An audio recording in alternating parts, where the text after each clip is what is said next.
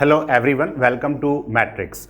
देखिए, इससे पहले हमने जो जेईई मेन का जो सितंबर में पेपर जो हुए थे उनके मेमोरी बेस्ड क्वेश्चन और उनके सॉल्यूशंस की हमने बात की थी। अब हमारे पास ऑफिशियल पेपर अवेलेबल हैं। तो बच्चों, इस लेक्चर में हम केमिस्ट्री के जो 4 सितंबर को जो मॉर्निंग शिफ्ट फर्स्ट शिफ्ट में जो पेपर हुआ है उसके केमिस्ट्री के आंसर्स एंड डिटेल सॉल्यूशन की बात हम करने वाले हैं। तो चलिए हम स्टार्ट करते हैं वन बाय वन केमिस्ट्री के सॉल्यूशंस की। केमिस्ट्री का पेपर जो 4 सितंबर को मॉर्निंग शिफ्ट में आया था उनके आंसर्स एंड डिटेल सॉल्यूशन की बात हम इस लेक्चर में करने वाले हैं। अब बच्चों देखिए, ये जो क्वेश्चन आपको स्क्रीन पे दिखाई दे रहा है ये पीरियोडिक टेबल या पीरियोडिक प्रॉपर्टी का क्वेश्चन आप कंसीडर कर सकते हैं, या डीएनएफ ब्लॉक का भी आप एफ ब्लॉक का क्वेश्चन भी आप इसे मान सकते हैं। देखो क्वेश्चन क्या है कि the elements with atomic number 101 and 104 belongs to respectively. आपको दो एटम दिए हुए हैं जिनमें उनका एटॉमिक नंबर गिवन है। तो बच्चों, उनका जो एटॉमिक नंबर है वो एटॉमिक नंबर कितना है 101 एंड 104 एटॉमिक नंबर आपको गिवन है, और उनके रिगार्डिंग कुछ स्टेटमेंट वहां पर गिवन है। तो देखिए, हमें करेक्ट स्टेटमेंट बताना है। तो सबसे पहले देखिए, हम अगर बात करें तो एटॉमिक नंबर, मान लीजिए कोई एलिमेंट ए है, उसका एटॉमिक नंबर 101 हम कंसीडर कर रहे हैं। बच्चों देखिए, एक्टिनॉइड की अगर हम बात करें, जो एक्टिनॉइड जो होते हैं, आप जानते हो कि एक्टिनॉइड जो होते हैं उनका एटॉमिक नंबर अगर हम देखें बच्चों, एक्टिनॉइड का एटॉमिक नंबर, तो एक्टिनॉइड स्टार्ट होते हैं एक्टिनियम हैविंग एटॉमिक नंबर 89। तो 89 के बाद वाले 14 एलिमेंट एटॉमिक नंबर जो है 90 to 103 लाई करता है। तो 90 to 103 जो एलिमेंट है वो एक्टिनॉइड कहलाते हैं। तो बच्चों बताओ, 101 वाला जो एलिमेंट है, तो 101 वाला एलिमेंट जो है निश्चित रूप से एक्टिनॉइड एलिमेंट वहां पर हम कंसीडर करेंगे। अब देखिए, अगर हम ग्रुप नंबर की बात करें तो जितने भी लैंथेनॉइड और एक्टिनॉइड होते हैं उनको हम ग्रुप नंबर 3 में कंसीडर करते हैं। आप सब जानते होंगे इस बात को। तो इसका जो ग्रुप हम कंसीडर करेंगे तो इसका बच्चों ग्रुप आ जाएगा 3rd ग्रुप। ठीक है, तो ये जो एलिमेंट है 101 ये एक एक्टिनॉइड एलिमेंट है, ठीक है, और इसका ग्रुप नंबर है 3। और दूसरा एलिमेंट मान लीजिए बी एलिमेंट जो है उसका एटॉमिक नंबर है 104। तो ऑब्वियसली देखिए, जब हम बात कर रहे हैं यहाँ पर तो 90 to 30 के 103 के जो एलिमेंट है वो एक्टिनॉइड है। तो 103 के जस्ट बाद जो एटॉमिक नंबर है 104, तो ये सब 3rd ग्रुप में हम कंसिडर कर रहे हैं। तो ये जो एटॉमिक नंबर है 104 ये आपका किस में आ जाएगा, ये आ जाएगा आपका 4th ग्रुप में।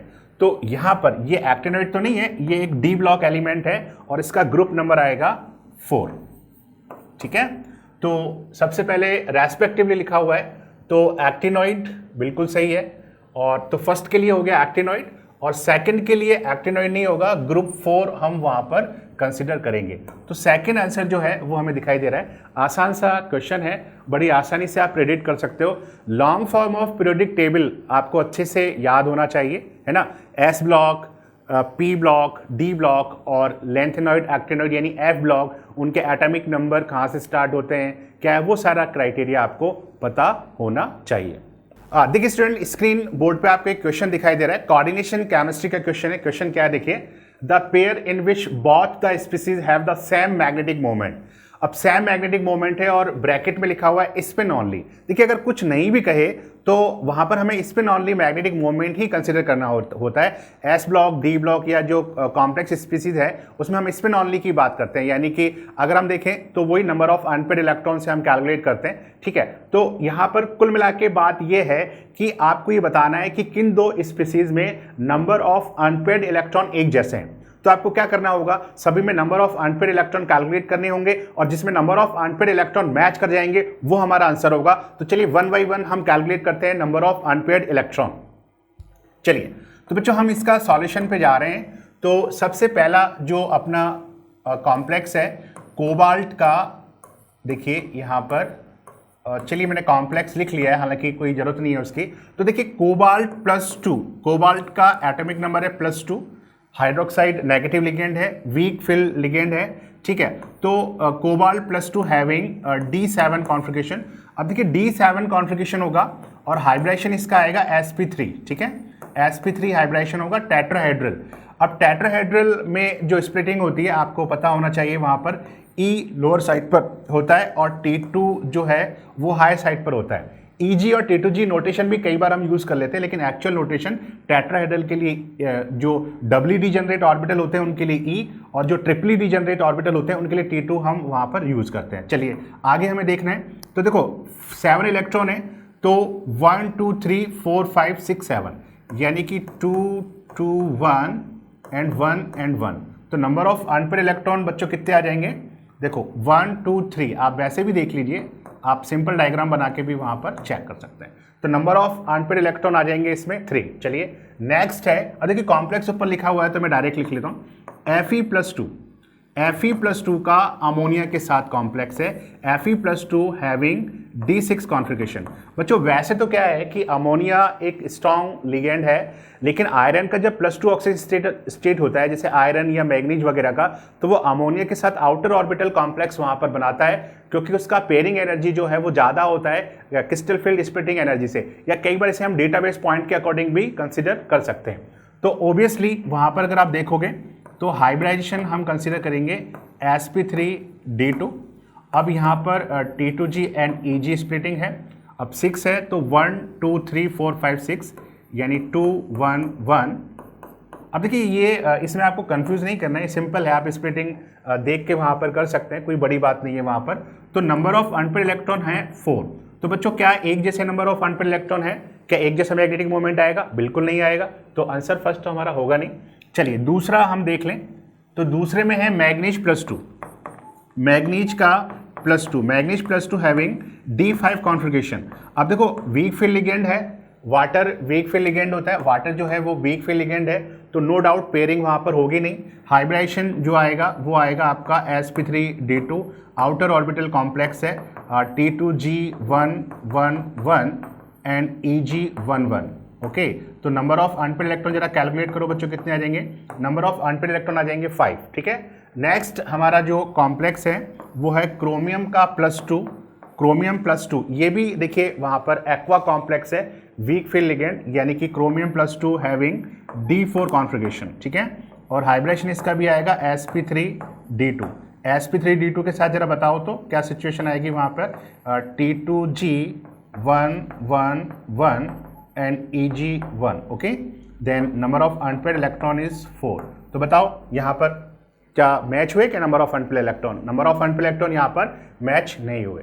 चलिए फर्दर हम देखें तो क्रोमियम+2, क्रोमियम+2 का वाटर के साथ, अच्छा ये तो रिपीट हो गया, ये तो यही वाला कॉम्प्लेक्स यहाँ पर रिपीट हो गया। तो चलो क्यों ना नंबर ऑफ अनपेयर इलेक्ट्रॉन लिख देते ना, अभी तो निकाले ही हैं, नंबर ऑफ अनपेयर इलेक्ट्रॉन आ जाते हैं यहाँ पर 4। ओके, चलिए अगेन कोबाल्ट+2, ओहो ये टेट्राहेड्रल कॉम्प्लेक्स आ गया। ठीक है, D7 टेट्राहेड्रल कॉम्प्लेक्स है, टेट्राहेड्रल कॉम्प्लेक्स में स्प्लिटिंग कैसे होगी ये देखिए, E और T2। ठीक है, अब 7 है तो वही situation, chloride week field ligand है, तो 2 2 1 and 1 and 1 1 2 3। Number of unpaired electron कितने आ जाएंगे बच्चों? नंबर ऑफ अनपेयर इलेक्ट्रॉन आ जाएंगे यहाँ पर 3। ठीक है, चलिए तो 4 एंड 3 क्या ये मैच खा रहा है? नहीं खा रहा है। अगेन जो 4 है उसमें क्रोमियम+2, तो क्रोमियम+2 ये कॉम्प्लेक्स फिर से रिपीट हुआ, कैलकुलेट हमने किया था, 4 अनपेयर इलेक्ट्रॉन आए थे। Again Fe+2 having D6 configuration, weak field ligand का केस है, तो no doubt weak field ligand है तो पेयरिंग होगी नहीं, तो D6 में ऑक्टाहेड्रल का केस है। हाइब्रिडेशन क्या आएगा? हाइब्रिडेशन आ जाएगा आपका sp3d2। और आपके इलेक्ट्रॉनिक कॉन्फ़िगरेशन क्या आएंगे जरा बताओ तो? इलेक्ट्रॉनिक कॉन्फ़िगरेशन आएगी बच्चों, चलो मैं यहाँ लिख देता हूँ, T2G और EG की फॉर्मेट में, तो ये आ जाएगा आपका 2 1 1 and 1 and 1। Number of unpair electron आ जाएंगे 4। तो देखिए ये जो फोर्थ ऑप्शन है इसमें अगर हम देखें तो दोनों कॉम्प्लेक्स जो है उसमें नंबर ऑफ अनपेयर इलेक्ट्रॉन आ रहे हैं 4, और यही अपना क्वेश्चन था कि किसमें स्पिन ऑनली मैग्नेटिक मोमेंट एक जैसा आएगा। तो उन स्पीसीज में स्पिन ऑनली मैग्नेटिक मोमेंट एक जैसा होगा जिसमें number of unpaired electron match खाएंगे। ठीक है बच्चों, थोड़ा सा हल्का सा हमें टाइम लगा, लेकिन क्वेश्चन ईजी है, क्वेश्चन में आपको वहां पर कोई ज़्यादा प्रॉब्लम नहीं होनी चाहिए। तो आंसर अपना 4।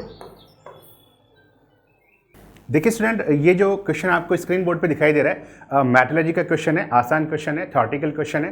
तो क्वेश्चन क्या है कि among statement A to D आपको 4 स्टेटमेंट वहाँ पर दिए हुए हैं और आपको करेक्ट स्टेटमेंट वहाँ पर बताना है। तो 1 by 1 हम चेक कर लेते हैं। देखिए फर्स्ट स्टेटमेंट क्या है कि lime stone decompose to calcium oxide during the extraction of iron from iron oxide. तो देखिए बच्चों, जब हम हेमेटाइट ओर से आयरन एक्सट्रैक्शन की बात करते हैं तो ब्लास्ट फर्नेस में हम अगर आपको पता हो, ब्लास्ट फर्नेस में जो हम लाइमस्टोन लेते हैं, तो देखिए ब्लास्ट फर्नेस में क्या होता है कि वो जो कैल्शियम कार्बोनेट हमने लिया है उसको जैसे ही डिकम्पोजिशन टेम्परेचर 1000 डिग्री के आसपास मिलता है, वो डिकम्पोज कर जाता है कैल्शियम ऑक्साइड और CO2 में।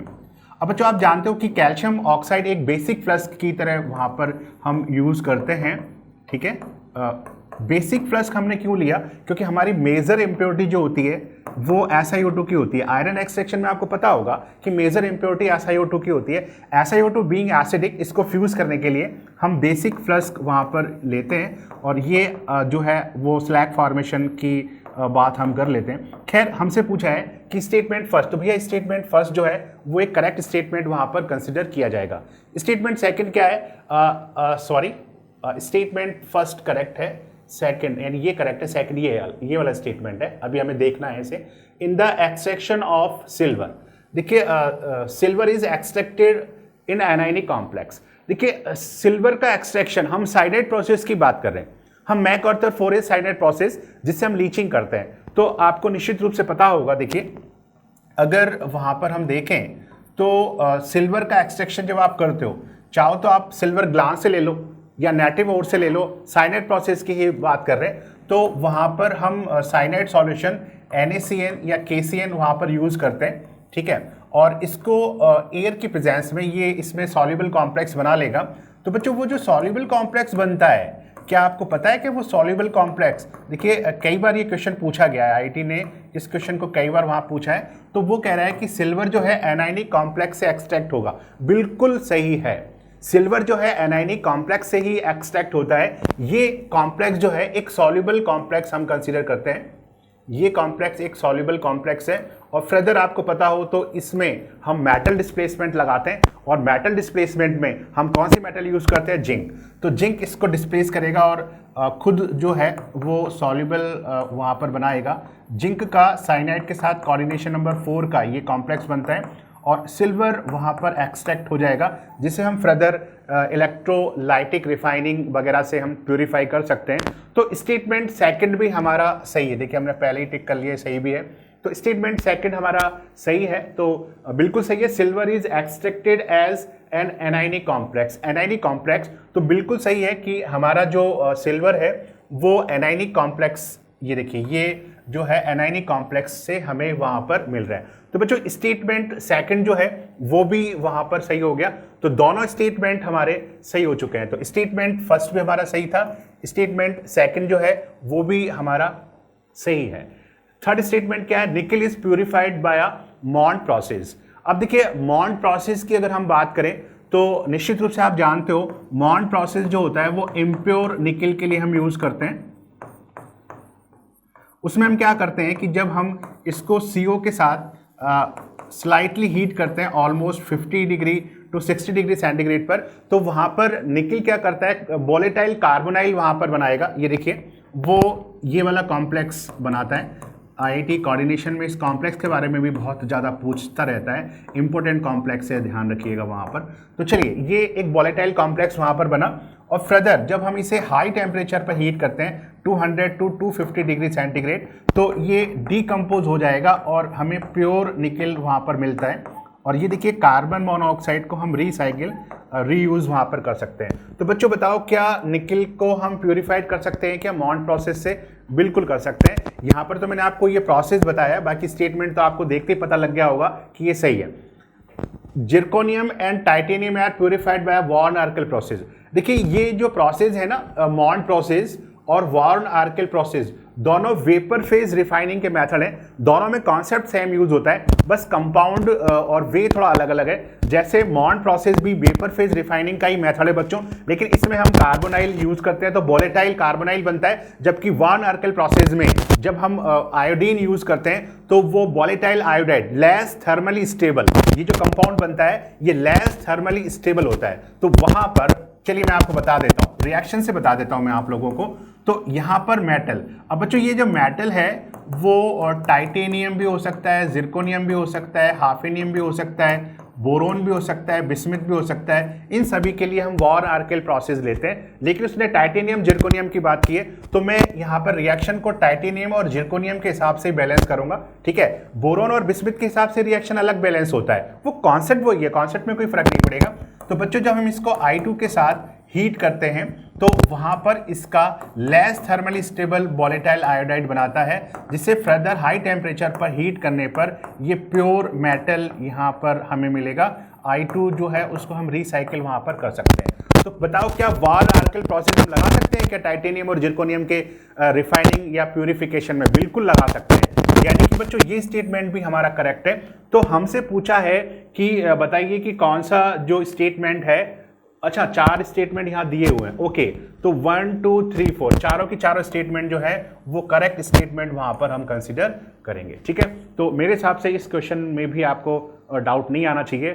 थॉटिकल क्वेश्चन है मेटलर्जी का, अगर आपको मेटलर्जी के बेसिक इंफॉर्मेशंस भी आपने पढ़े हुए हैं तो आप इस क्वेश्चन को बड़ी आसानी से वहां पर सॉल्व कर सकते हैं। बच्चों स्क्रीन बोर्ड पर यहाँ पर आपको एक क्वेश्चन दिखाई दे रहा है, कोऑर्डिनेशन का क्वेश्चन है। क्वेश्चन क्या है देखिए, the number of isomers possible. अब देखिए जैसे जब भी आइसोमेरिज्म का क्वेश्चन होता है तो वहाँ पर आपको पता है कि कॉम्प्लेक्स कंपाउंड जो होते हैं उनमें 2 टाइप का आइसोमेरिज्म होता है। स्ट्रक्चरल आइसोमेरिज्म जिसमें आप पढ़ते हो ionization, linkage, hydrate, coordination position, और भी बहुत सारी हम वहाँ पढ़ते हैं। और जो स्टीरियो आइसोमेरिज्म है उसमें हम ज्योमेट्रिकल और ऑप्टिकल की बात करते हैं। तो इसने ऐसा कुछ नहीं लिखा, इसने केवल जो यूज किया है कि भाई बताओ कि पॉसिबल आइसोमर कितने होंगे। तो आपको सारी पॉसिबिलिटी वहां पर चेक करनी होगी।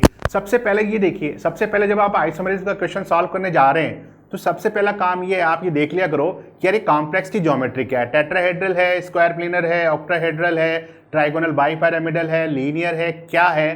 तो ये एक स्क्वायर प्लेनर कॉम्प्लेक्स है। ये देखिए, अब देखिए स्क्वायर प्लेनर कॉम्प्लेक्स का ये कुछ ऐसा वाला केस है जिसमें एक लिगेंड जो है सिमेट्रिकल बाइडेंटेड लिगेंड है और 2 मोनोडेंटेड लिगेंड एक जैसे हैं, इस तरह का कोई केस है।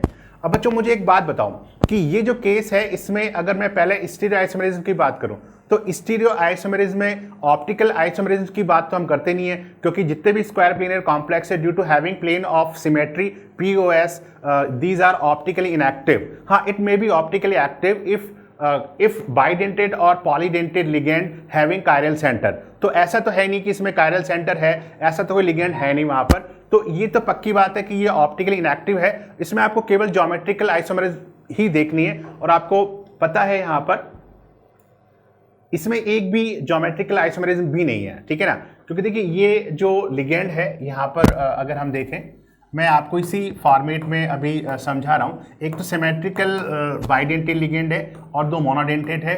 तो यहाँ पर अगर आपसे पूछा जाए भैया ज्योमेट्रिकल आइसोमेरिज्म की पॉसिबिलिटी बताओ, तो आप कहोगे कि भैया यहाँ पर ज्योमेट्रिकल आइसोमेरिज्म की कोई पॉसिबिलिटी नहीं है। आप जानते हो, यहाँ पर आपने पढ़ा हुआ है, आपको मुझे ज़्यादा एक्सप्लेन करने की जरूरत नहीं है, ठीक है। अब देखिए जैसे अगर हम बात करें, हम इस पर्टिकुलर कॉम्प्लेक्स की बात करें तो इसमें यार ये जो है ना एम्बिडेंटेड लिगेंड हमें दिख रहा है, तो यार लिंकेज आइसोमेरिज्म हो सकता है। अब पॉसिबल लिंकेज आइसोमेरिज्म आपको देखना है तो चलो क्यों ना मैं आपको डिटेल से बता दूं।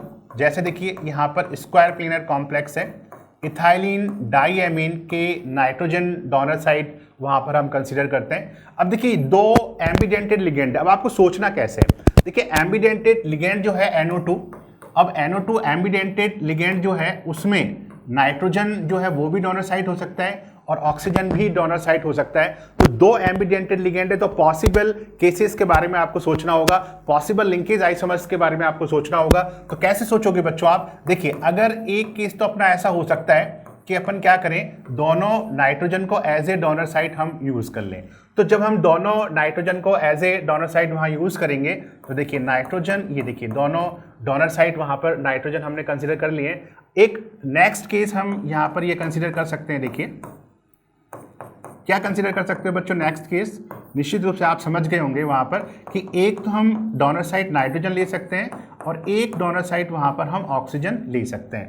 तो ऐसे केस में अगर हम देखें तो देखिए क्या होगा कि एक नाइट्रोजन और एक ऑक्सीजन हमने एज ए डोनर साइट वहां पर यूज कर लिया है। चलिए एक और पॉसिबल केसेस आप निश्चित रूप से आप समझ ही गए होंगे कि अब कौन सा पॉसिबल केस हम देखने वाले हैं। इसमें तो ये बाइडेंटेड लिगेंड है, सिमेट्रिकल, इसमें कोई प्रॉब्लम नहीं है।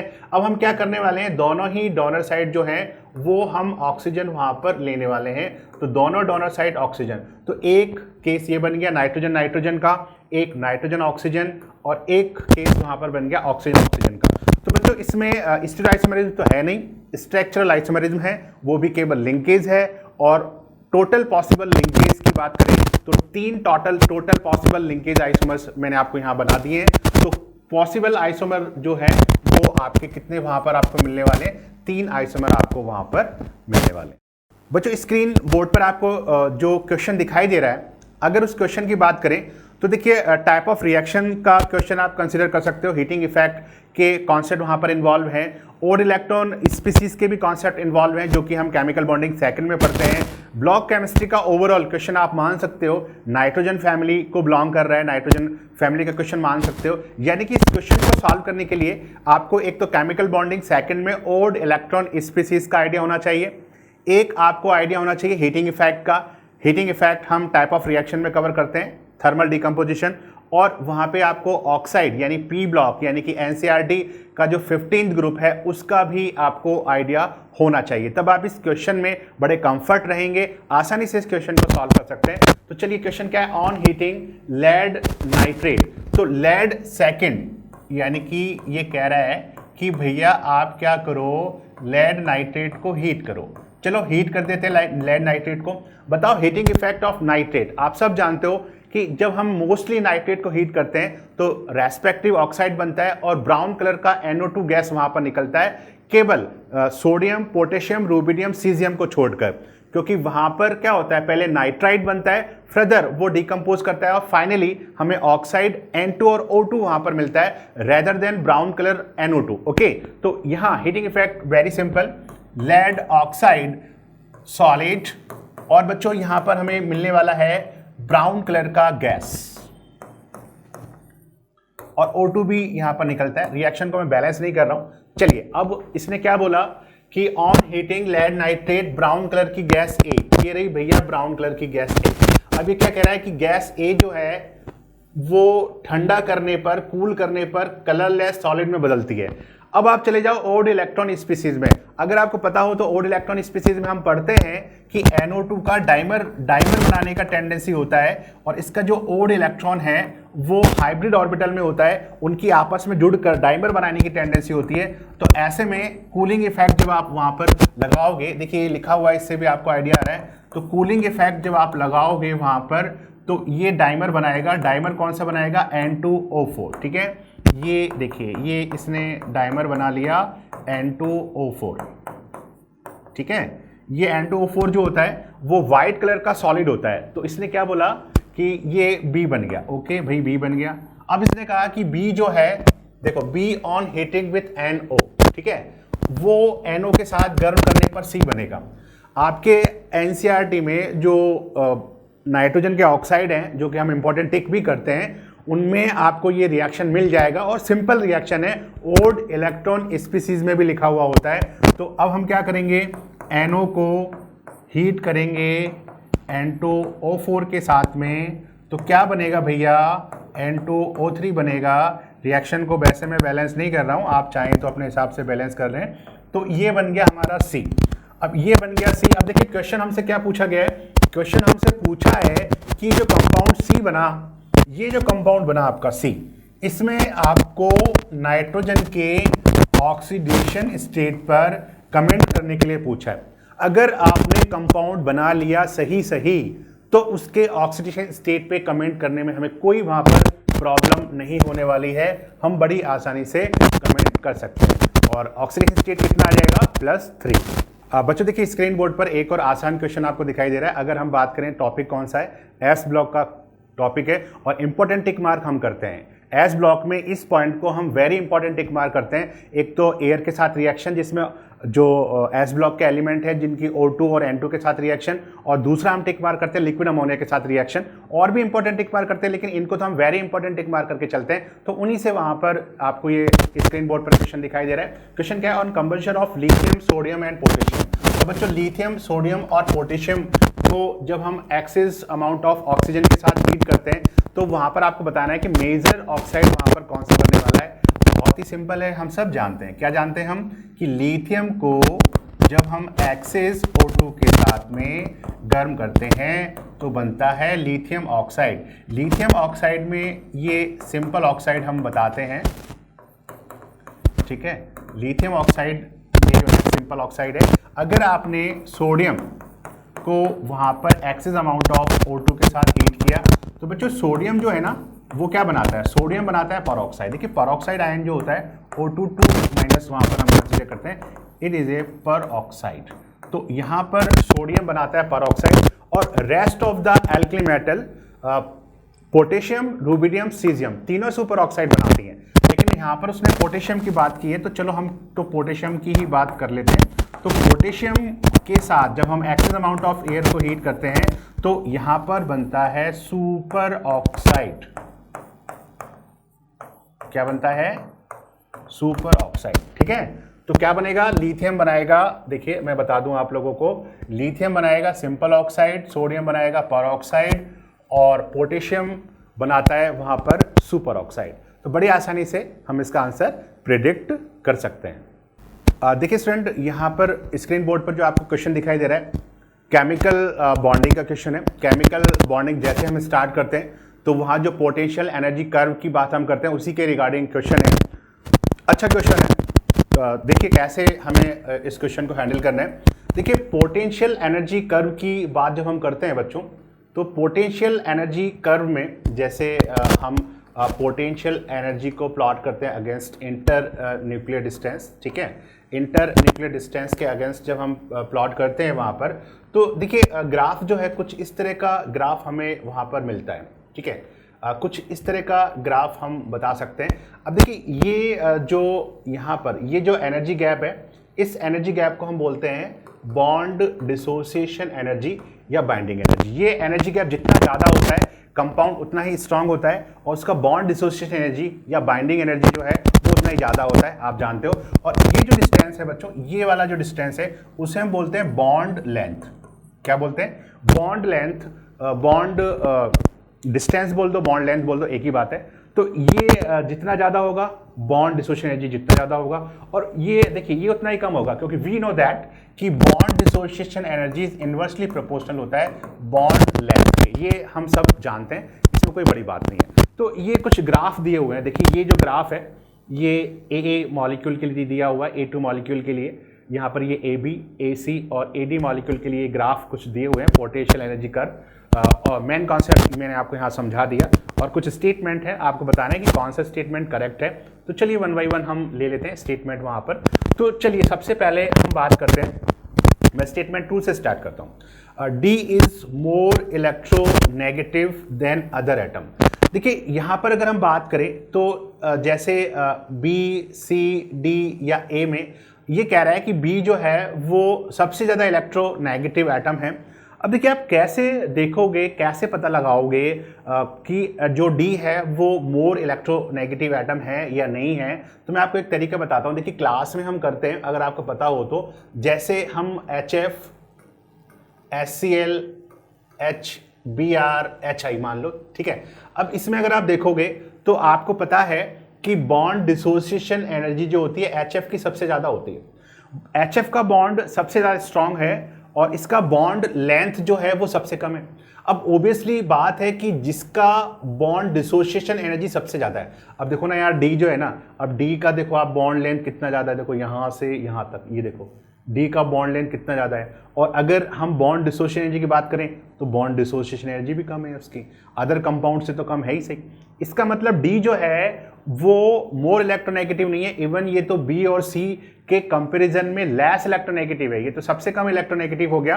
तो ये फॉल्स स्टेटमेंट हो गया, ठीक है, ये फॉल्स स्टेटमेंट है। अगर मैं आपसे कहूँ कि बताओ B, C और D इसमें सबसे, यानी ऐसे समझो, मैं अगर आपसे कहूँ कि AB, AC और AD इनमें सबसे ज़्यादा बॉन्ड डिसोसिएशन एनर्जी किसकी है, तो देखिए सबसे ज़्यादा जो बॉन्ड डिसोसिएशन एनर्जी है वो आएगी AB की, highest bond dissociation energy, highest bond dissociation energy.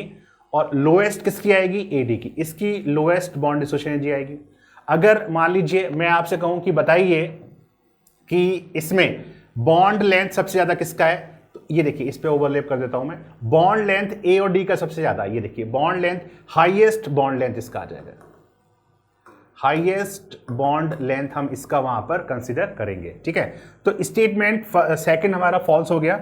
A D has the shortest bond length, भैया ए डी शॉर्टेस्ट नहीं है, सबसे ज़्यादा बॉन्ड लेंथ है ए डी का। A has the largest bond enthalpy, भैया ए और ए की बॉन्ड एंथैल्पी सबसे ज़्यादा नहीं है, ए बी की बॉन्ड एंथैल्पी सबसे ज़्यादा है।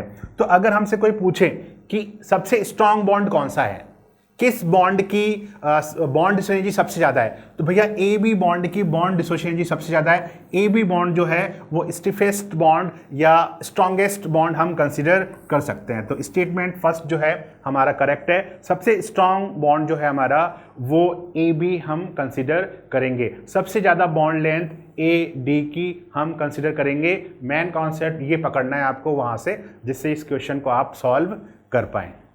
देखिए बच्चों, यहाँ स्क्रीन बोर्ड पर आपको पीरियोडिक क्लासिफिकेशन का एक क्वेश्चन दिखाई दे रहा है। आइसोइलेक्ट्रॉनिक स्पीसीज का क्वेश्चन है और आसान क्वेश्चन है। आप जानते हो कि जो साइज हम कंपेयर करते हैं आइसोइलेक्ट्रॉनिक स्पीसीज की, तो the size of isoelectronic species is inversely proportional to Z/E ratio. Okay, वैसे तो आसान है, फिर भी अगर किसी स्टूडेंट को डाउट है तो सॉल्यूशन में आप देख सकते हो, सॉल्यूशन वो चेक वहाँ पर आप कर सकते हो। देखिए चलिए हम स्टार्ट करते हैं फिर से। ये देखिए, तो आपको स्पीसीज कौन कौन सी दी हुई है, एक ऑक्साइड, फ्लोराइड, सोडियम भी है और मैग्नीशियम भी।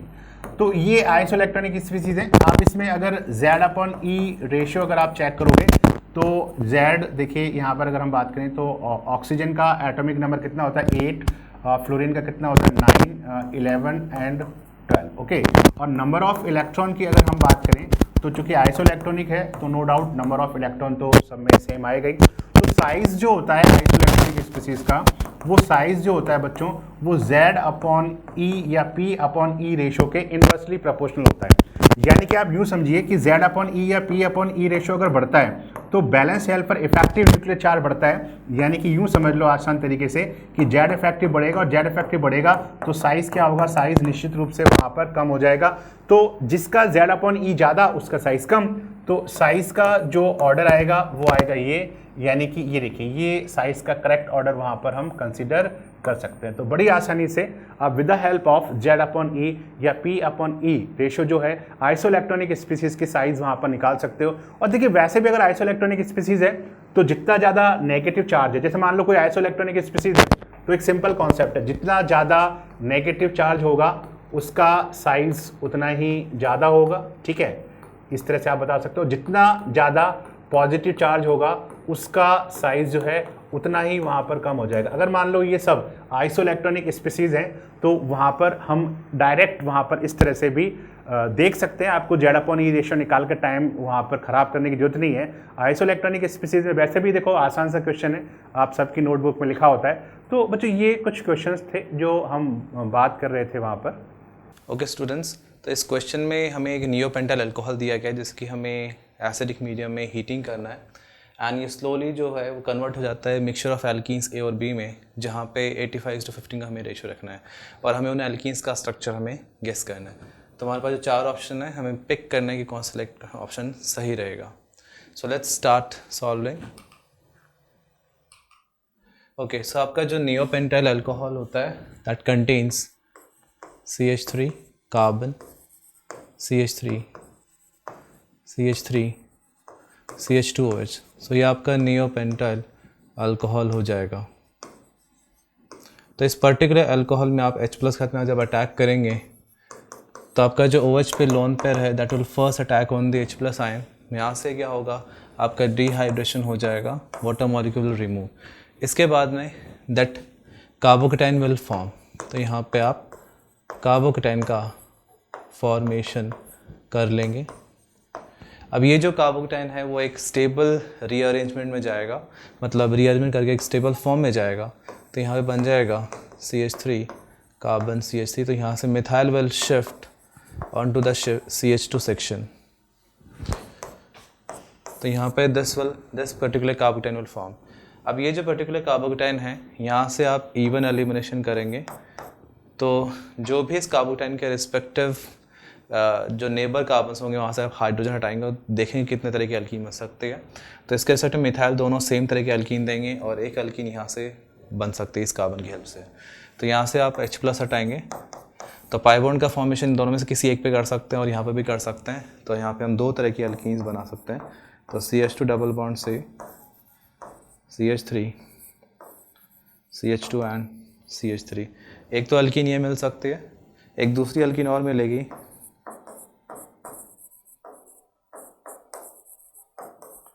तो आपकी एक एल्कीन ये वाली मिलेगी।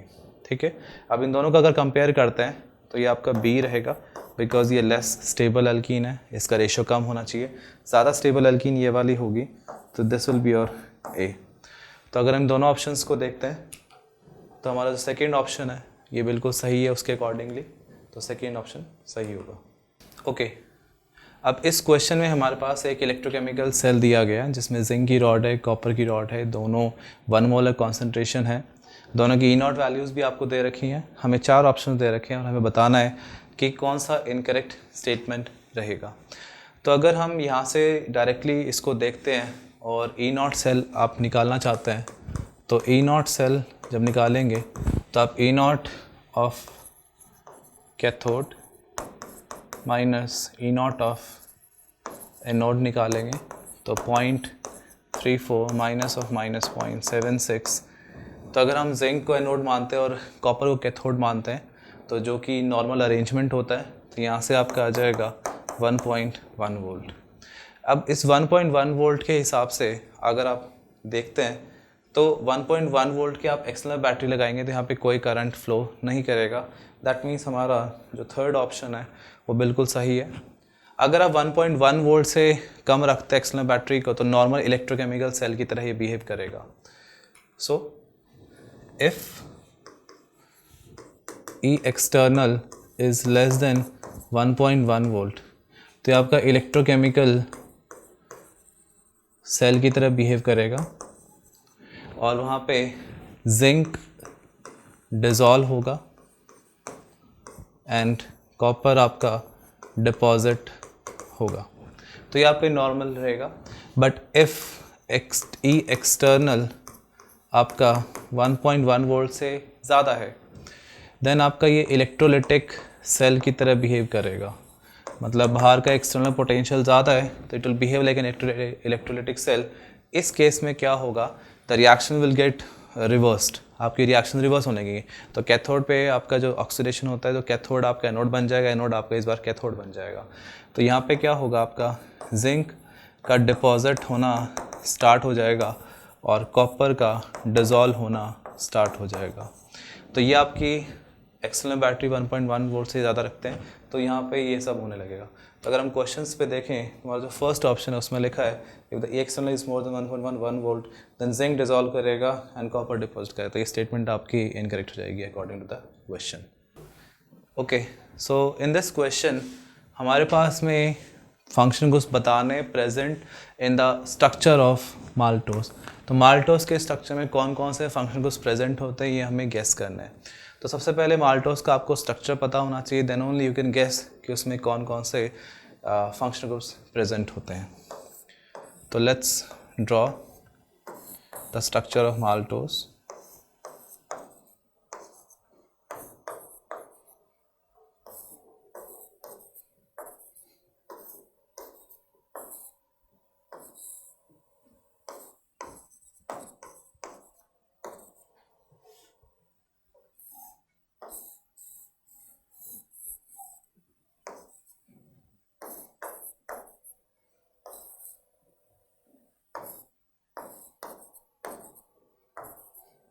तो यहाँ पे जो माल्टोस का स्ट्रक्चर होता है अगर आपको अच्छी तरह याद है then you can easily do this question. Okay, so this is the structure of maltose. तो माल्टोस के स्ट्रक्चर में अगर आप देखते हैं तो यहाँ पे आपका जो होता है it is hemiacetal linkage और ये जो है आपकी एसिटल लिंकेज होती है। तो ये दोनों जो आपको शुगर्स प्रेजेंट यहाँ पे वो दोनों ही अल्फ़ा डी ग्लूकोज की शुगर्स होती हैं। अब अल्फ़ा डी ग्लूकोज के शुगर में आप देखते हैं तो एक तरफ हेमी एसिटल और एक तरफ एसिटल लिंकेज है, तो ऑटोमेटिकली हमारा थर्ड ऑप्शन सही हो जाएगा। So in this question we have to guess the IUPAC name of the compound. तो अगर IUPAC नेम हमें बताना है तो सबसे पहले हम आइडेंटिफाई करना पड़ेगा कि इस पर्टिकुलर फंक्शन को हम सबसे पहले प्रायोरिटी देने वाले हैं। तो if you look at all the functional groups, तुम्हारे पास जो कार्बोक्सिलिक एसिड है इसको फर्स्ट प्रायोरिटी मिलने वाली है। मतलब ये जो साइक्लिक स्ट्रक्चर यहाँ प्रेजेंट है इसको कार्बन नंबर 1 हम देंगे। हमको फिर सेकंड नंबर इस तरह से देना है कि सब्सटेंट को लीस्ट नंबर मिले। तो अगर आप यहाँ से आते हो तो नेक्स्ट सब्सटेंट थर्ड पे आएगा, और यहाँ से आते हो तो नेक्स्ट सब्सटेंट आपका सेकंड पे आ जाएगा। सो this is carbon number 2, this is 3, this is 4 and this is 5। तो इसका मतलब है कि हमें नंबरिंग तो इस तरह करनी है। तो अगर हमें जब अरेंज करेंगे तो 4 पे ब्रोमो है, 2 पे मिथाइल है और फर्स्ट पे कार्बोक्सिलिक एसिड है। तो बेसिकली फर्स्ट ऑफ ऑल आपको पता होना कि यहाँ पे जो मेन चेन है वो साइक्लोपेंटेन की है, और साइक्लोपेंटेन पे सेकंड पे मिथाइल और 4 पे ब्रोमो। तो ब्रोमो का अल्फ़ाबेटिकली पहले आता है तो हमें लिखना पड़ेगा पहले 4 ब्रोमो, तो आपका 4 ब्रोमो लिखा जाएगा। फिर नेक्स्ट पे आपका 2 मिथाइल लिखा जाएगा बिकॉज सेकंड पे मिथाइल ग्रुप प्रेजेंट है। उसके बाद में साइक्लोपेंटेन आ जाएगा जो आपकी मेन चेन है, और उसके बाद में जो फंक्शनल ग्रुप है कार्बोक्सिलिक एसिड। सो जो आपका कार्बोक्सिलिक एसिड होता है विल गेट प्रायोरिटी बिकॉज यहाँ पे मोस्ट ऑक्सीडाइज कार्बन उसी के पास में है। फिर bromine is written before methyl because of alphabetical order। तो alphabetical हिसाब से ब्रोमो जो होगा पहले लिखा जाएगा मिथाइल से। Okay, so in this question हमारे पास एक कंपाउंड P है, उस कंपाउंड P पे हमें ट्रीटमेंट करनी है Br2 या फिर Br3 बेस में NCCl4, जिससे सिर्फ एक सिंगल आइसोमर मिलता है C8H7O2 एंड Br। तो C8H7O2 Br हमें एक सिंगल आइसोमर बनाना है, एंड जिसको हीटिंग करने पे सोडा लाइम के साथ में हमें टॉलिन हमें एक यहाँ पे प्रोडक्ट मिल जाएगा। तो अगर हम देखते हैं कि सिर्फ एक ही तरह का आइसोमर किस में मिलेगा, तो अगर हम फर्स्ट ऑप्शन पे आते हैं तो यहाँ पे CH3 जो है उसके हिसाब से ऑर्थो पैरा पे अटैक होगा, बट ऑर्थो पे सिर्फ एक ही बार अटैक हो सकता है बिकॉज दोनों पोजीशन सिमिलर है, पैरा पे ऑलरेडी वहाँ पे अटैच्ड है। तो इसका मतलब यहाँ पे सिर्फ एक ही तरह का आइसोमर मिलेगा। यहाँ पे देखते हैं तो आपका ये जो ग्रुप है +R ग्रुप है, सॉरी हाइपोकॉन्जुगेशन वाला ग्रुप है, तो अगेन ऑर्थो पैरा पे अटैक हो जाएगा। यहाँ पे 2 तरह की आपको पोजीशंस मिल सकती हैं। इसमें भी आपको मिथाइल की वजह से 2 तरह की पोजीशन मिल सकती हैं, और इसमें भी आपको मिथाइल की वजह से 2 तरह की पोजीशंस मिल सकती हैं। इसका मतलब है कि फ़र्स्ट हमें तो पता लग गया कि फ़र्स्ट जो कंपाउंड है वही हमारा प्रोडक्ट होगा, सॉरी जो कंपाउंड होगा। तो इसकी पर्टिकुलर रिएक्शंस देख लेते हैं। तो हमारे पास जो कंपाउंड हमें दिया हुआ है, अगर उसकी reaction Br2 in presence of Fe Br3 करते हैं तो उसकी ऑर्थो पोजीशन पे हमारे पास में ब्रोमीन लगा देना है इस तरीके से। तो ये सिर्फ आपका एक ही तरह का आइसोमर मिलेगा। तो आपका जो C8H7O2 Br होगा वो यहाँ पे प्रेजेंट होगा। सो this is C8H7O2 and Br। तो ये आपका P रहेगा। अब इस P की रिएक्शन अगर आप सोडा लाइम से कराते हैं तो यहाँ पे डी कार्बोक्सिलेशन हो जाएगा। तो आपको -CO2 कर देना है, डी कार्बोक्सिलेशन, और यहाँ पे मिल जाएगा आपको CH3 एंड उसके साथ में बेंजीन ग्रुप अटैच्ड रहेगा। So this is your toluene. तो अकॉर्डिंगली हमारा जो फर्स्ट ऑप्शन होगा वो करेक्ट रहेगा। नाउ इन दिस क्वेश्चन हमें डिक्रीजिंग ऑर्डर ऑफ रिएक्टिविटी बतानी है फॉलोइंग ऑर्गेनिक कंपाउंड्स की टूवर्ड्स AgNO3 सॉल्यूशन। तो आपके जितने भी RX होते हैं, मतलब अल्काइल हैलाइड्स, अगर वो AgNO3 के साथ रिएक्शन करते हैं तो वहाँ पे क्या होता है, कार्बोकेटाइन का फॉर्मेशन होता है। तो reaction mostly goes by SN1 pathway, and यहाँ पे आपका जो AgX है वो प्रेसिपिटेट कर जाता है। तो सिमिलरली यहाँ पे क्लोराइड्स हैं, तो आपका AgCl का जो वाइट प्रेसिपिटेट होगा वो ऑब्जर्व होगा। तो हमें बताना है कि कार्बोकेटाइन किस में ज़्यादा स्टेबल रहेगा, एंड उसके हिसाब से हमें रिएक्टिविटी ऑर्डर बताना है। तो फर्स्ट का अगर आप कार्बोकेटाइन ड्रॉ करते हैं तो यहाँ पे सिर्फ एरोमेटिसिटी होगी, but this is a very stabilizing factor. तो आपका ए का कार्बोकेटाइन काफ़ी ज़्यादा स्टेबल होगा। सेकेंड वाले पे आते हैं, तो सेकेंड वाले पे भी अगर आप कार्बोकेटाइन ड्रॉ करते हैं and at the same time इसको लिखते हैं, तो यहाँ पे एरोमेटिसिटी तो है ही, प्लस इसका प्लस आर इफेक्ट भी है, तो रेजोनेंस इफेक्ट भी होगा इसका, तो इससे काफ़ी ज़्यादा स्टेबल होता है aromaticity as well as plus R of the group. उसके बाद में नेक्स्ट आपका जो है उसका कार्बोकेटाइन जो अगर आप ड्रॉ करते हैं तो यहाँ पे सिर्फ और सिर्फ हाइपर कॉन्जुगेशन है, तो हाइपर कॉन्जुगेशन से स्टेबल होगा कार्बोकेटाइन ये, बट उन दोनों से पीछे रहेगा। नेक्स्ट आपका डी है, तो यहाँ पे CH3 CH positive CH2 sorry यहाँ पे हाइड्रोजन रहेगा CH2NO2, तो यहाँ पे जो है NO2 ग्रुप का स्ट्रॉन्ग -I इफेक्ट लगने वाला है, तो जो कि डिस्टेबलाइज कर देगा। इसका मतलब है कि हमारा जो B होगा सबसे ज़्यादा स्टेबल रहेगा, फिर A होगा, फिर C होगा, फिर वहाँ पे D रहेगा, तो हमारा जो ऑप्शन 3 होगा वो करेक्ट हो जाएगा। Okay, so again this question, अब इस क्वेश्चन में हमारे पास में मैच द फॉलोइंग करनी है। फोम, जेल, एरोसॉल, इमल्शंस, हमें different type of colloidal solutions दे रखे हैं और साथ में हमें बताना है क्योंकि आपकी जो daily day to day life में ये जो कंपाउंड्स हैं ये किस तरह के कोलोइडल सॉल्यूशन में रखते हैं।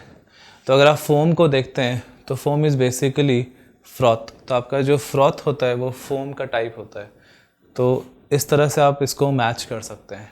तो आपका जो नेक्स्ट है जेलीज, तो जेल जो होता है वो आपको जेलीज के रूप में मिलता है, तो बेसिकली आपके यहाँ जेलीज है वो आपका जेल कोलोइडल सॉल्यूशन रखता है। नेक्स्ट आपका एरोसॉल है, तो aerosol is basically the solid in air, तो आपका जो स्मोक होता है that is a type of aerosol. Next आपका इमल्शन है, तो इमल्शन में आपका oil in water, water in all type के एग्जांपल्स होते हैं, तो milk is an example of that only, तो आपका oil in water type emulsion है, तो इमल्शन इज़ फॉर मिल्क।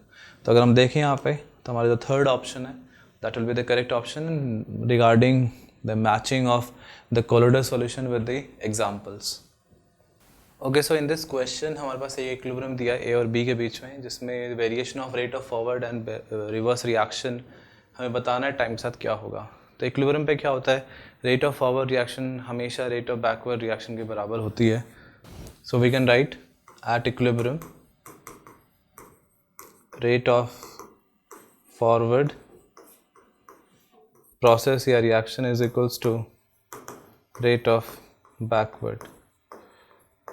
तो ये चीज़ हमारी इक्विलिब्रियम में बराबर रहती है। तो अगर हम चार ऑप्शंस देखते हैं तो यहाँ पे चेंज हो रहा है, यहाँ पे आपका बराबर नहीं है, तो एक कांस्टेंट तो हो गया बट बराबर नहीं है, यहाँ पे भी आपका बराबर नहीं है, बट जो फर्स्ट ऑप्शन है उसमें जो फॉरवर्ड है ए और बैकवर्ड जो बी है वो टाइम के साथ दोनों बराबर हो गए, तो हमारा जो फर्स्ट ऑप्शन हो जाएगा वो करेक्ट रहेगा। Okay, so in this question हमारे पास में which of the following will react with chloroform and alcoholic edge. तो क्लोरोफॉर्म और अल्कोहलिक एज के साथ में जो रिएक्शन करेगा वो कौन सा कंपाउंड मिक्सचर होंगे वो हमें बताना है। तो हमारे पास चार ऑप्शन हैं, thymine, proline, adenine, thymine, adenine, proline, adenine and lysine. तो बेसिकली क्या होता है, ये जो मिक्सचर होता है it is for primary amines.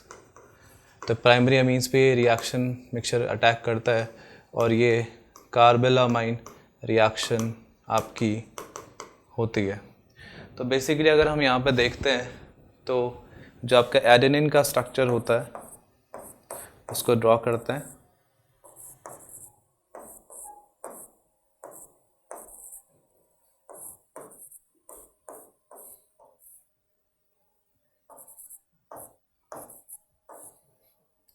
So this is the structure of adenine. तो एडेनिन में क्या प्रेजेंट होता है, आपका प्राइमरी अमीन ग्रुप प्रेजेंट है, तो ये आपका इसका रिएक्शन कर लेगा। एट द सेम टाइम आपका जो लाइसिन होता है उसमें भी आपके प्राइमरी अमीन ग्रुप्स प्रेजेंट होते हैं। सो दिस इज़ योर लाइसिन।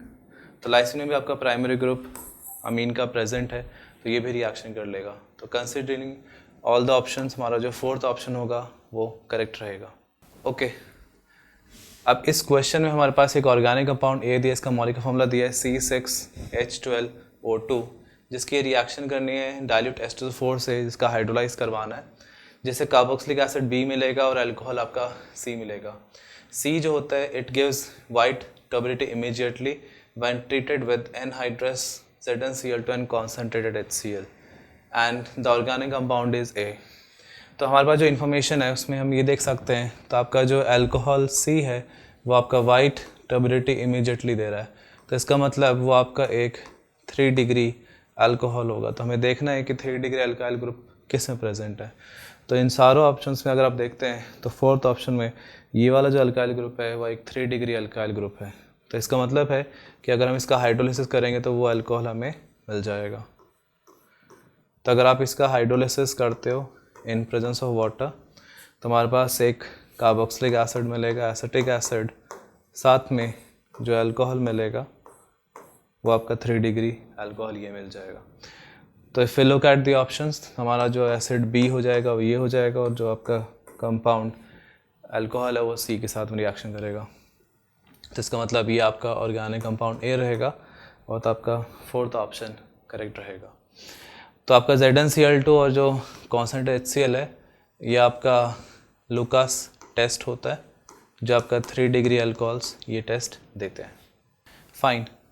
सो इस क्वेश्चन में हमारे पास में 1 मोल आइडल गैस है, एंड हमें बताना है कि विच of the statement must be true for that 1 mole of idol gas.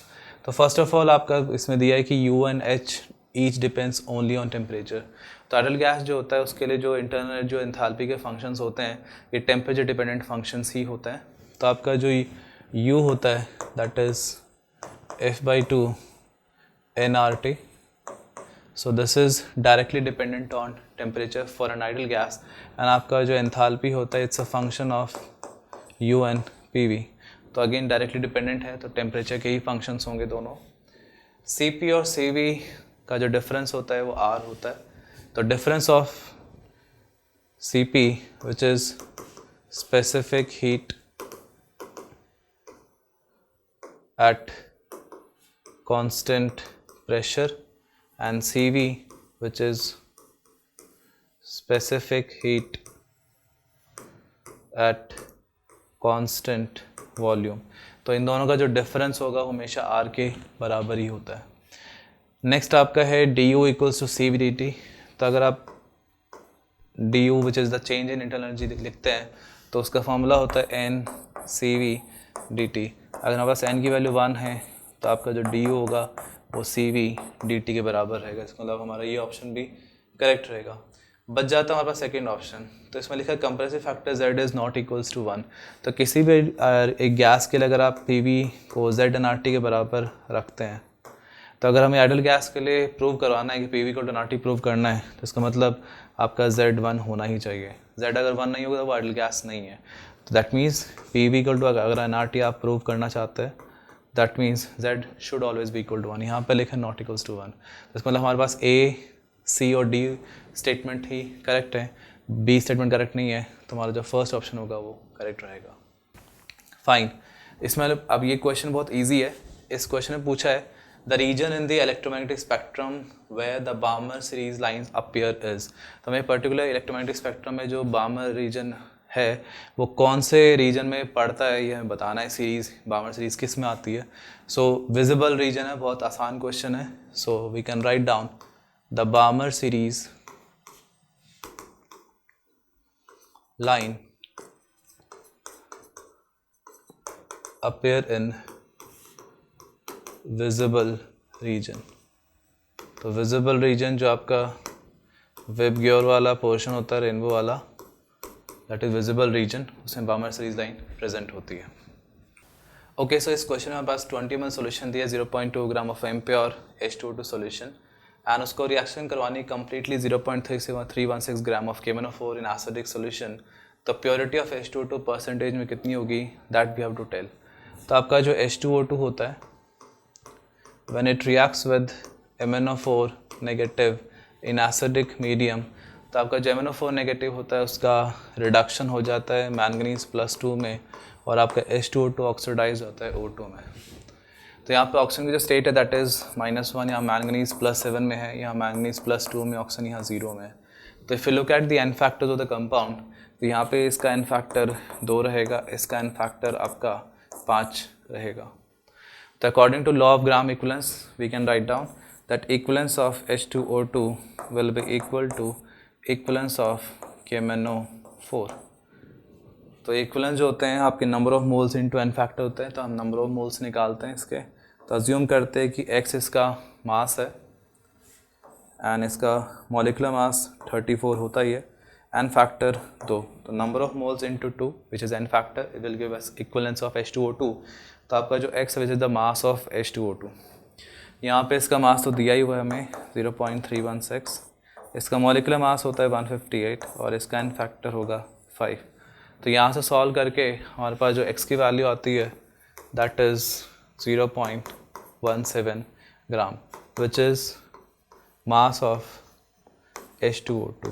तो आपका जो 0.2 ग्राम इम्प्योर सॉल्यूशन था उसमें सिर्फ 0.17 ग्राम ही प्योर H2O2 था जिसकी रिएक्शन हुई है।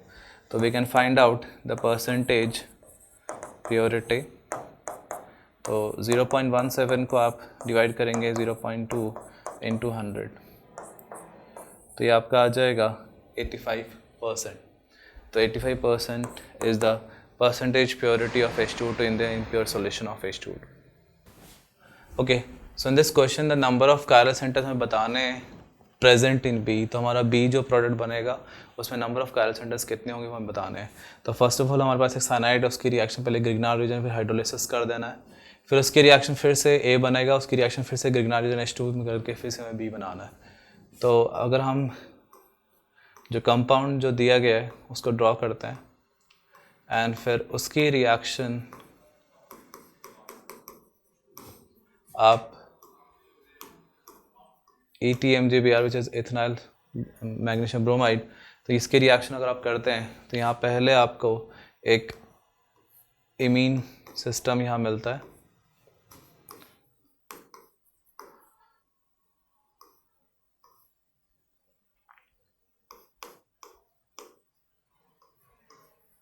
तो आपका जो इथाइन है वो यहाँ पे अटैक करेगा और आपका इमीन यहाँ मिल जाएगा। इसके बाद ये जो इमीन है ये हाइड्रोलिसिस इसका करते हैं,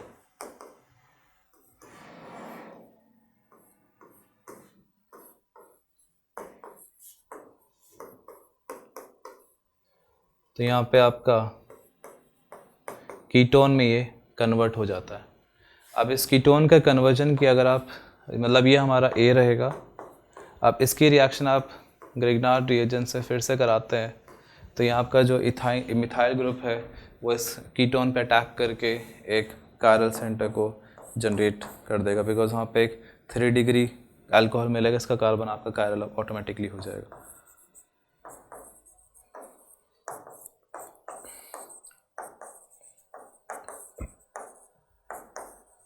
तो आपका जो मिथाइल वाला ग्रुप था वो आपका यहाँ अटैक करेगा और पाई बॉन्ड शिफ्ट करके अल्कोहल का जनरेशन कर देगा। अब ये जो कंपाउंड है प्रोडक्ट है वो हमारा B है और हमें बताना है कि इसमें नंबर ऑफ़ कायरल सेंटर्स आपके कितने होंगे। तो पहला तो कायरल सेंटर आपका ये हो जाएगा, यही वाला कार्बन, नेक्स्ट आपका ये वाला कार्बन रहेगा, फिर आपका ये वाला कार्बन एंड ये वाला कार्बन। तो हमारे पास 4 कायरल सेंटर्स होंगे B में। So this is how we can calculate the number of chiral centres in the product B। Okay, so इस क्वेश्चन में हमारे पास में मास ऑफ अमोनिया हमें बताना है ग्राम्स में कितना होगा जब हम 2.8 kg ऑफ डाइनाइट्रोजन को रिएक्शन करते हैं 1 kg ऑफ डाईहाइड्रोजन से। तो पहले कभी भी इस टाइप की रिएक्शंस होती हैं तो उनमें आपको रिएक्शन बैलेंस करके लिखनी पड़ेगी, तभी हम स्टोकियोमेट्रिक से बता सकते हैं कि किस पर्टिकुलर प्रोडक्ट का कितना मास बनेगा। तो when you react into with thrice of H2 we get twice of ammonia.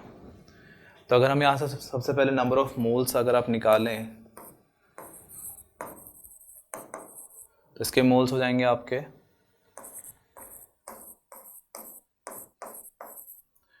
100, इसके मोल्स हो जाएंगे आपके 500 और इसके मोल शुरू में होंगे नहीं बिकॉज ये प्रोडक्ट है।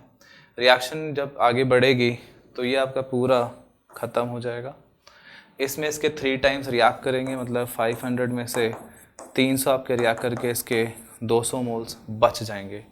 इसके बाद इसके मोल्स जो बनेंगे वो आपके 200 मोल्स यहाँ पे बन जाएंगे। तो 200 मोल के हिसाब से हम मास ऑफ अमोनिया पता कर लेते हैं। तो मास ऑफ NH3 कितना हो जाएगा, तो 200, इसका मॉलिक्यूलर मास 17 होता है, तो 3400 ग्राम यहाँ आपको मास ऑफ अमोनिया प्रोडक्शन होगा इस रिएक्शन में। Okay, so this question is of liquid solution and इसमें हमारे पास 300 केल्विन पे vapour pressure of solution containing N-hexane जो कि 1 मोल है and 3 moles of N-heptane 550 millimetre of mercury दिया हुआ है। उसी बाद में 1 मोर मोल ऑफ N-हेप्टेन उसमें ऐड करा जाता है, जिससे वेपर प्रेशर जो होता है 10 मिलीमीटर ऑफ मर्करी से बढ़ जाता है। एंड हमें बताना है कि what is the vapour pressure in millimetre of mercury of N-heptane in its pure state. तो राउल्स लॉ लगाते हैं। तो हमारे पास जो टोटल प्रेशर होता है that is PA0 mole fraction of A, PB0 into mole fraction of B। तो A और B दो कंपोनेंट्स होते हैं सॉल्यूशन के, उसके कॉरेस्पॉन्डिंग मोल फ्रैक्शन का से टोटल प्रेशर PT को डिफाइन करता है। तो यहाँ पे जो टोटल प्रेशर दिया हुआ है दैट इज़ 550। तो आपका जो P0 ऑफ हेक्सेन है और मोल फ्रैक्शन जो होगा आपका हेक्सेन का दैट इज़ 1/4। इस तरह से P0 of heptane into its mole fraction that is 3/4। तो ये आपकी फर्स्ट इक्वेशन हो जाती है यहाँ से। सिमिलरली 10 मिलीमीटर प्रेशर बढ़ जाता है जब 1 मोल ऑफ हेप्टेन और ऐड करते हैं तो 560 हो जाएगा।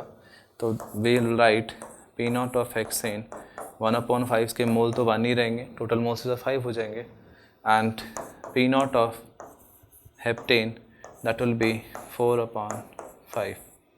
तो हमारे पास दो इक्वेशंस है, सॉरी सेकेंड इक्वेशन रहेगी एंड हमारे पास दो इक्वेशन है, दो वेरिएबल्स हैं, दोनों को हम सॉल्व कर लेते हैं। तो सॉल्व करके आपका जो P0 of heptane pure state में आएगा that will be 600 millimetre of mercury. तो दोनों इक्वेशंस को आप सॉल्व करेंगे लीनियर इक्वेशन 2 वेरिएबल्स की तरह एंड आपका जो P0 ऑफ हेप्टेन हो जाएगा that will come out as 600 millimetre of mercury. Okay, so ये क्वेश्चन आपका केमिकल काइनेटिक्स का है जिसमें 75% ऑफ फर्स्ट ऑर्डर रिएक्शन जो है कंप्लीट हो जाती है 90 मिनट्स में। तो हमें बताया गया है कि 60% अगर हमें कंप्लीट करना है तो उसको कितने मिनट्स यहाँ पे लगेंगे। तो जो फर्स्ट ऑर्डर की इक्वेशन होती है उसका लिए होता है K = 2.303/T log of initial concentration C0 and CT is the concentration after time t. So K is the rate constant, T is the time required, log of C0 by CT, which is initial concentration divided by the time, the concentration after time t. तो इस first order की equation को हमें use करना पड़ेगा इसमें। तो assume कर लेते हैं कि शुरू में 100 रहेगी कॉन्सेंट्रेशन, तो 75% अगर कंप्लीट होती है इसका मतलब 75 हमें ख़त्म कर देने से 25 टाइम्स कॉन्सेंट्रेशन हर जाती है। तो आपका जो टाइम है वो आपको 90 मिनट्स दे दिया गया है। तो we can write it down as 90 = 2.303/K। तो इनिशियल आप 100 अज्यूम कर लेते हैं, सिर्फ 25 यहाँ बचेगा। तो दिस इज़ इक्वेशन 1। इस तरह से हमें सेकेंड के लिए टाइम बताना है, तो will take time as T 2.303/K। Assume कर लेते हैं कि शुरू में आपका 100 है और टाइम T के बाद में 60% अगर कंप्लीट हो जाएगा तो सिर्फ 40 बचेगा। तो will write it down as like this. तो हमारे पास इक्वेशन 1 और इक्वेशन 2 आ जाती हैं। अगर इक्वेशन 1 को आप 2 से डिवाइड करते हैं तो यहाँ पे बचेगा 90/T। तो इसको सॉल्व करके आपका log 4 आ जाएगा, इसको सॉल्व करके log 2.5 आ जाएगा। एंड इन दोनों इक्वेशंस को अगर आप मतलब इस पूरी इक्वेशन